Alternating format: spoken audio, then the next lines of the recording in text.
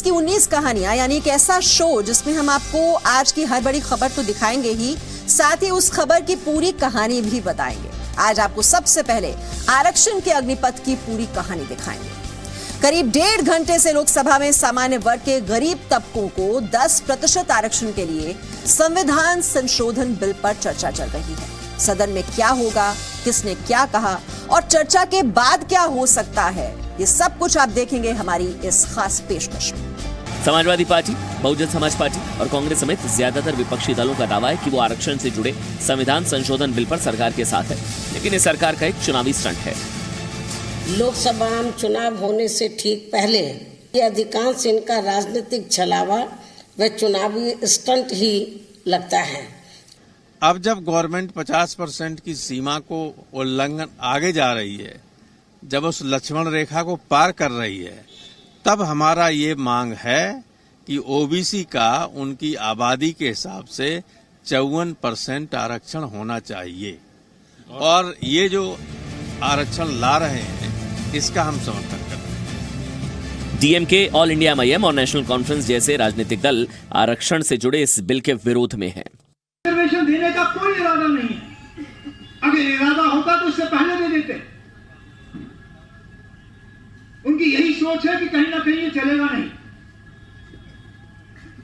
अगर पार्लियामेंट में फेल हुआ, आके कहेंगे लोगों को, देखो जी मेरा देने का तो इरादा था, पार्लियामेंट में नहीं माना। अगर अदालत में फेल हुआ तो कहेंगे देखो जी मेरा देने का इरादा था, लेकिन अदालत ने नहीं माना। अब उन पार्टियों को भी जान लीजिए जो सामान्य वर्ग के कमजोर लोगों को 10% आरक्षण पर अब तक अपना रुख साफ नहीं कर सकी हैं। जो संशोधन का जो आया है उसमें जो सुप्रीम कोर्ट का बैरियर आप तोड़ रहे हैं, 50 का बैरियर को तोड़ रहे हैं, 60 पर ले जा रहे हैं, हमको कोई आपत्ति नहीं है, लेकिन हमारा जो है 85 की जी। जानते नहीं करने सकेगा, लेकिन ले आ रहा है थोड़ा पॉलिटिकल गिमिक के लिए। और असली बात क्या है, ये देश का जो हिटलर है ना, उसको दिमाग खराब हो गया है। सामान्य वर्ग के गरीबों को आरक्षण के प्रस्ताव पर विपक्षी पार्टियों के रुख की पूरी कहानी क्या है, इसे जान लीजिए। 2019 लोकसभा चुनाव से पहले कांग्रेस बिल का विरोध कर सवर्णों को नाराज करने का जोखिम नहीं ले सकती। समाजवादी पार्टी और बीएसपी जैसी राजनीतिक पार्टियां भी दलित ओबीसी के साथ सवर्ण वोट को अपने पाले में करने की कोशिश में जुटी है, तो आरजेडी और टीएमसी जैसे राजनीतिक दलों को लगता है कि रुख साफ नहीं करना ही बेहतर है, नहीं तो उनका ओबीसी, दलित और मुस्लिम वोट बैंक नाराज हो सकता है।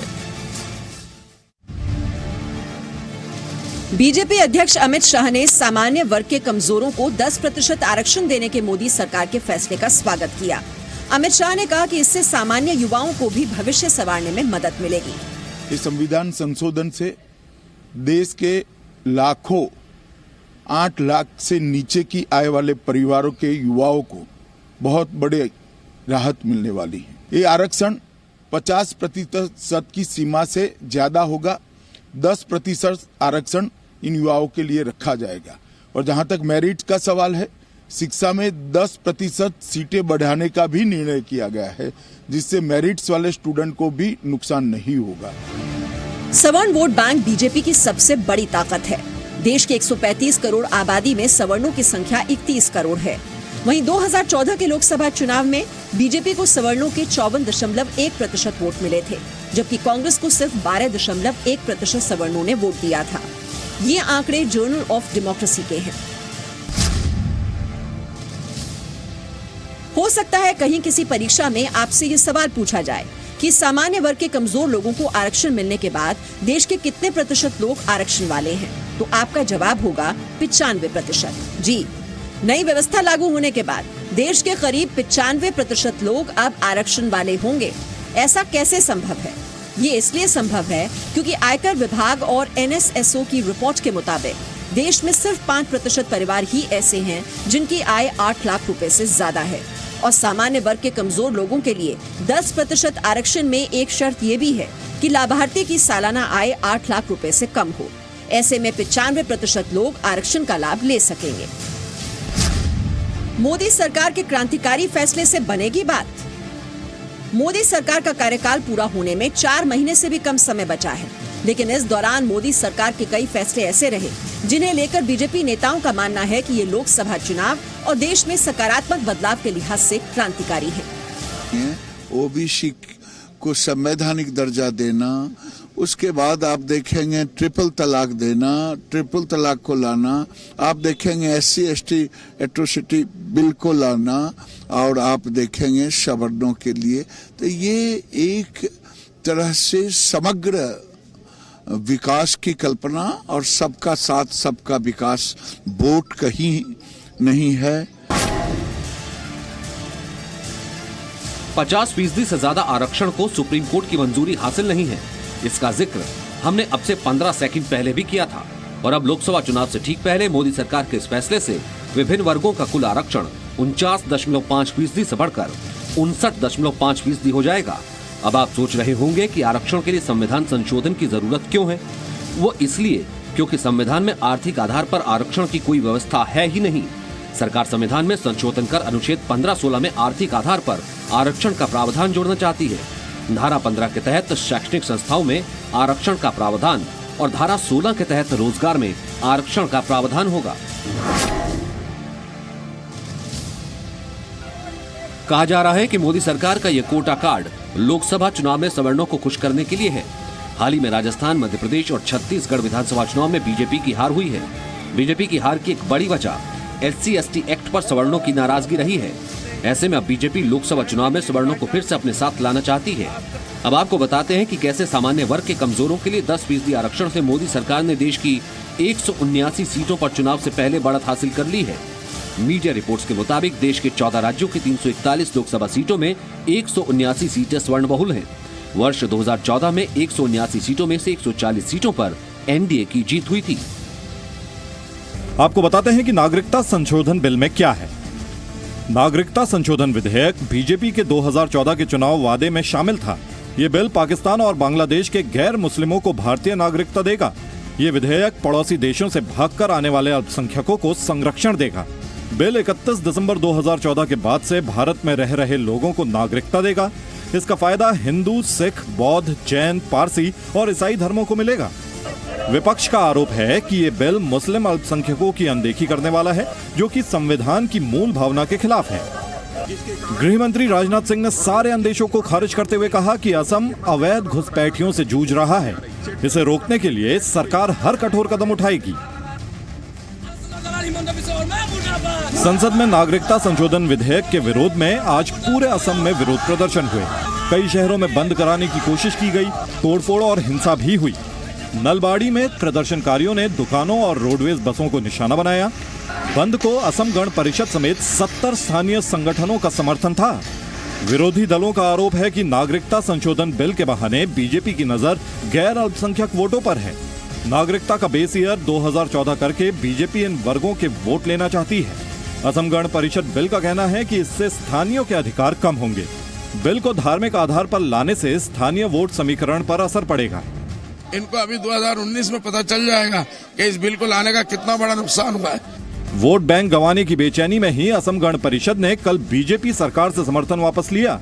बिल का फायदा पूर्वोत्तर के सभी राज्यों के साथ पश्चिम बंगाल में रह रहे लोगों को भी मिलेगा। इसी वजह से टीएमसी भी विरोध में है। तो आपने देखा कि इस बिल में क्या क्या है और इसकी पूरी कहानी आपने देखी। और आज एक महत्वपूर्ण घटनाक्रम घटा।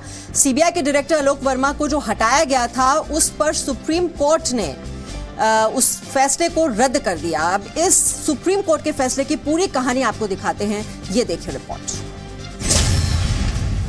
सीबीआई डायरेक्टर आलोक वर्मा को छुट्टी पर भेजने के मामले में सुप्रीम कोर्ट ने आज आलोक वर्मा के पक्ष में फैसला सुनाया। कोर्ट ने आलोक वर्मा को छुट्टी पर भेजने को गलत बताते हुए सरकार का आदेश पलट दिया। कहा, पहले चयन समिति से पूछना था। इस देश में न्याय की प्रक्रिया सही चल रही है, और अगर कोई न्याय के प्रक्रिया के खिलाफ जाता है या उसे सबवर्ट करने की कोशिश करता है, तो ये सुप्रीम कोर्ट हमेशा मौजूद है। सुप्रीम कोर्ट के फैसले के बाद आलोक वर्मा ड्यूटी पर लौट सकेंगे, लेकिन आलोक वर्मा इस दौरान नीतिगत फैसले नहीं ले पाएंगे। आलोक वर्मा सिर्फ रूटीन जांच देखेंगे, विशेष जांच नहीं देख पाएंगे। चयन समिति 7 दिन में बैठक करेगी, लेकिन फैसले की समय सीमा नहीं होगी। यानी कि सीबीआई डायरेक्टर आलोक वर्मा की कुर्सी तो वापस हो गई, लेकिन वो कोई बड़ा काम नहीं देख पाएंगे। उनके रिटायरमेंट में बस 23 दिन है। वर्मा का 2 साल का टर्म 31 जनवरी को पूरा हो रहा है। सरकार ने सुप्रीम कोर्ट से सीबीआई डायरेक्टर आलोक वर्मा के पक्ष में आए फैसले को अपनी हार मानने से इनकार कर दिया। वित्त मंत्री अरुण जेटली ने कहा, सरकार ने आलोक वर्मा और राकेश अस्थाना को छुट्टी पर भेजने का फैसला सीवीसी की सलाह पर लिया था। ये कानूनी मामला है कि सुप्रीम कोर्ट ने सीबीआई की निष्पक्षता, स्वायत्तता बनाई है और उसकी विश्वसनीयता बनी रहे, इसलिए अकाउंटेबिलिटी का मैकेनिज्म भी खड़ा किया है। इसको राजनीति के चश्मे से नहीं देखना चाहिए। वित्त मंत्री ने साफ किया कि सरकार किसी व्यक्ति के पक्ष या विरोध में नहीं है। अब ये जान लीजिए कि मामला दरअसल क्या था। सीबीआई डायरेक्टर आलोक वर्मा और एडिशनल डायरेक्टर राकेश अस्थाना ने एक दूसरे पर भ्रष्टाचार के आरोप लगाए थे। इसके बाद सरकार ने दोनों को छुट्टी पर भेज दिया था। आलोक वर्मा ने जबरन छुट्टी पर भेजे जाने को सुप्रीम कोर्ट में चुनौती दी थी। सुप्रीम कोर्ट ने मामले की सुनवाई के बाद 6 दिसंबर को फैसला सुरक्षित रख लिया था। आलोक वर्मा के पक्ष में आए फैसले को बीजेपी सांसद सुब्रमण्यम स्वामी ने एक ईमानदार अफसर की जीत बताया।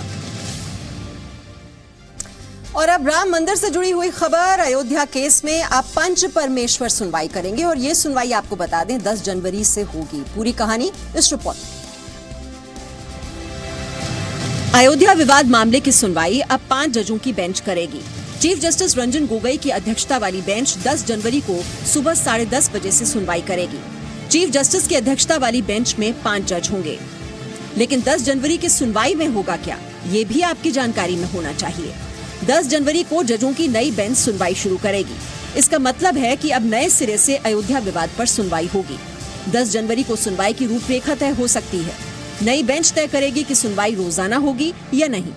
10 जनवरी को पता चलेगा कि सुनवाई किस किस दिन होगी। जज इस मामले से जुड़े सभी याचिकाकर्ताओं से उनकी राय जानेंगे। उन्हें अपनी बात रखने के लिए भी तारीख दी जा सकती है।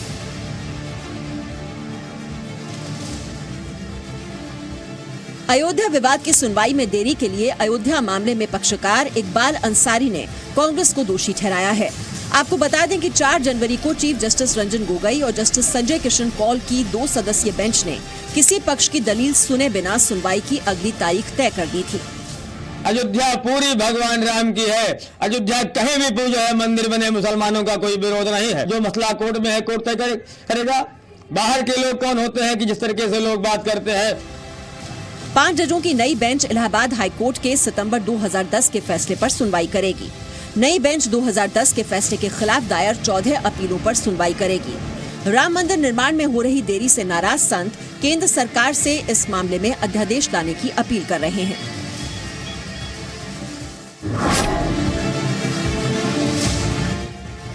श्री राम के अस्तित्व पर विश्व को विश्वास है सिवाय कांग्रेस के।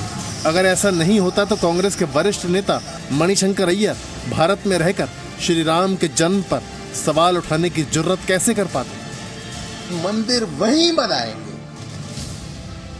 मंदिर वहीं बनाने का क्या मतलब बना। दशरथ एक बहुत बड़े महाराजा थे। कहा जाता है कि उनके महल में 10,000 कमरे थे, तो कौन जानता है कि कौन सा कमरा कहाँ था।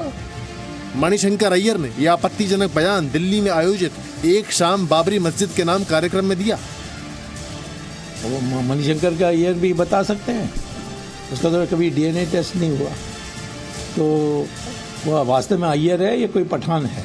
ऐसे ही जब रामचंद्र जी हमारे लिए पुण्य है और हम आस्था के आधार पर, आस्था के विषय में सुप्रीम कोर्ट भी हस्तक्षेप नहीं कर सकती। सारे हिंदू समाज कहेगी कि यहाँ पैदा हुए, उसको मानना पड़ेगा कि यहाँ पैदा हुए।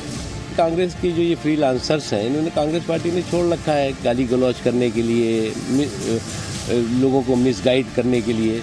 लेकिन एक बात समझ लेना चाहिए कि इन फूकी हुई बंदूकों और छुटे हुए कारतूसों से न जो है वो कोई मिसगाइड होगा और न देश में कोई गुमराह होगा, बल्कि कांग्रेस का बंटाघात होगा। क्या ये सच नहीं है कि मणिशंकर अय्यर कांग्रेस के बड़े नेता हैं? क्या ये सच नहीं है कि मणिशंकर अय्यर कांग्रेस अध्यक्ष राहुल गांधी के एजेंडे को आगे बढ़ाते हैं? अगर अय्यर पर राहुल गांधी एक्शन नहीं ले रहे हैं तो इसका मतलब क्यों ना ये माना जाए कि राहुल गांधी ऐसे बयान देने के लिए मणिशंकर अय्यर का मनोबल बढ़ाने का काम कर रहे हैं। यदि कोर्ट का फैसला ऐसा हो कि आपको असंतुष्टता हो तो उस पर हम बात करेंगे, आपसे बात करेंगे, देखेंगे कि क्या हल निकल सकता है। तो बहुत से तरीके हैं कि उस नए परिस्थिति का सामना करें।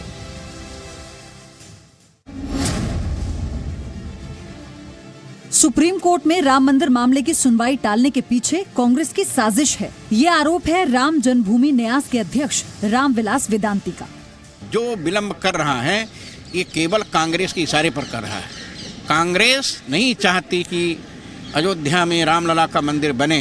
कांग्रेस चाहती है कि जैसे 70 वर्षों तक हमने हिंदू मुसलमानों को आपस में लड़ाया है, वैसे फिर से हिंदू मुसलमान आपस में लड़ते रहे। इसके लिए कपिल सिब्बल को लगाया गया है। कांग्रेस पर शक की पूरी कहानी क्या है, इसके लिए आपको साल 2017 में जाना होगा।